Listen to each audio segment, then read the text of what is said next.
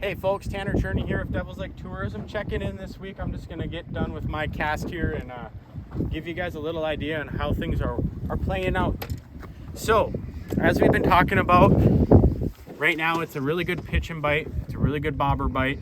A lot of things working. I'm going to close this windshield, the North Dakota wind, which we're currently fishing a wind-blown point, but as we move into the end of May here, things are looking really good. Obviously last year we had really good netting numbers. The walleye fishery here looks very healthy going into this season. And right now, coming off a spawn, a lot of these fish are out in 3 to 6 foot of water.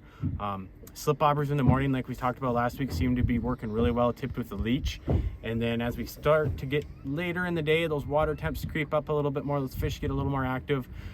If you're a pitching kind of person, it's go time for that. We're talking 1/4 ounce jigs with any kind of paddle or twister tail. And then also, small little crankbaits, flicker shads, shad wraps, countdowns, different things along that line work really well. A lot of different areas producing fish right now. Again, the northern ends of the lake where the water's the warmest, those fish are coming back from spawn, have been very, very productive. And when it comes to areas in those spots to try, picking the wind-blown shoreline where there's new weed growth starting to come up and be emergent is really a key factor.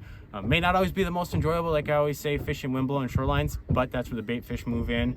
And we've been catching a few walleyes. We're gonna keep moving down and mosey on this shoreline, but if you're coming up to Devil's Lake, again, you sound like a broken record, but slip bobbers, jigs, crankbaits, it's go time. Beginning of June, it's gonna pick right through this next month. It's going to be the same bite, and then as we get closer to 4th of July is when we start to transition more to a little bit more of a trolling, whether it's crankbaits and bottom bouncers. But right now it's that sweet spot where our shallow water bite here in Devil's Lake, things are really picking up.